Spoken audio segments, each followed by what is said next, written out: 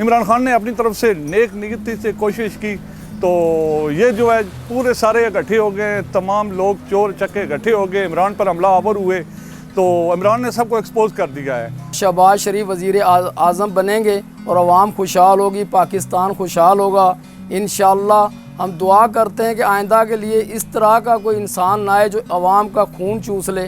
अब महंगाई की इतना तूफ़ान महंगाई का इनने बर्पा किया है कि लोग 2 टाइम की रोटी से भी तरस गए थे।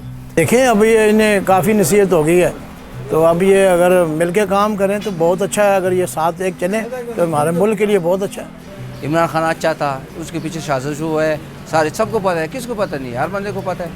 ये अच्छा नहीं हुआ है, इमरान खान के साथ अच्छा नहीं हुआ, जो भी कुछ हुआ अच्छा नहीं हुआ। लेकिन अल्लाह ताला ने उससे कोई अच्छे काम लेने थे और लेंगे इंशाल्लाह। लेकिन इतना बड़ा स्टांस कोई भी बंदा लेगा, इतनी बड़ी चीज़ सामने लाएगा, इतनी बड़ी कंट्रोवर्सी को सामने लाएगा कि अमेरिका और ये और वो, जबकि वो गया उधर रशिया गया, वो चाइना हमारे करीब है, रशिया करीब है।